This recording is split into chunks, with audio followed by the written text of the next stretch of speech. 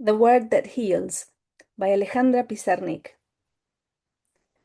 Waiting for the world to be unearthed by language, somebody is singing the place where silence is formed. They will later discover that just because it displays its fury doesn't mean the sea or the world exists. That's why each word says what it says and more, and something else besides.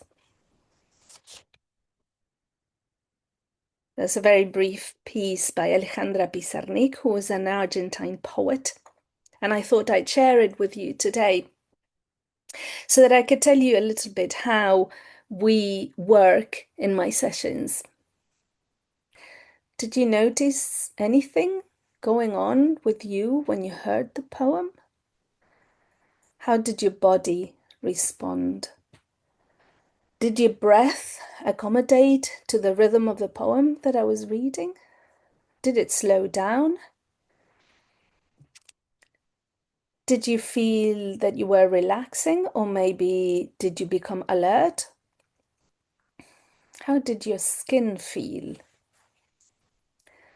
What ideas and sensations and emotions rose up in you as you were listening to the poem?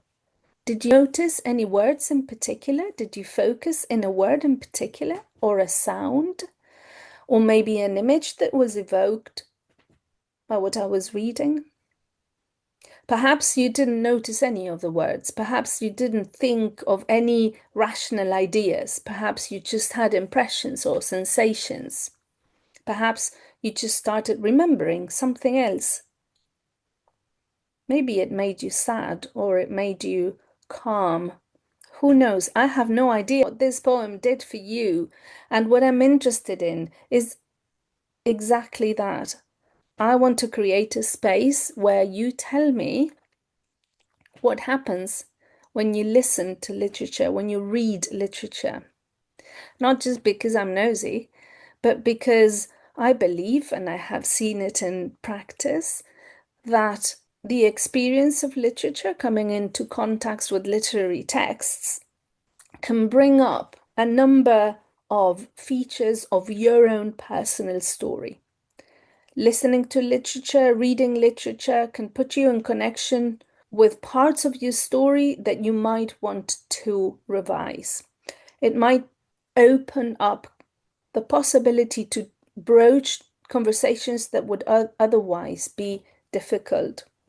There are many little things that happen as we come into contact with literature, and they happen differently for each person. I'm a lot less interested in what the literary text means. I'm a lot less interested in putting in motion expert literary criticism. That's interesting, that's intellectually very interesting, and it could cause for some people a sense of excitement and pleasure. Absolutely. There are many things that happen when we read literature, and aesthetic pleasure, intellectual pleasure, those are included too. But everybody's different, and I'm much more interested in how your experience of literature enables you to connect with your own story. This is what bibliotherapy is about. It's not just the direct experience of a literary text bringing up feelings of joy and calm, which can happen. Absolutely. Literature can be calming, can be soothing, it can be exciting, yes. But I'm much more interested in the conversation that happens afterwards, the conversation that happens around a literary text. How that experience of the literary text, which can be exciting, but sometimes can be troubling, sometimes it can be upsetting. That's an opportunity for you to talk about your discomfort with other people, with me in an individual session or with a group, to bounce around ideas around why that literary text put you in contact with those feelings, with those emotions, with those memories. I'm interested in listening to your own narrative. And if that's a narrative of pain if that narrative that you bring to session that has been evoked by reading a literary text is a problem. I want to sit with you and deconstruct that narrative so that we can find better ways to reauthor your story. Not magically, it doesn't happen that magically, it takes work.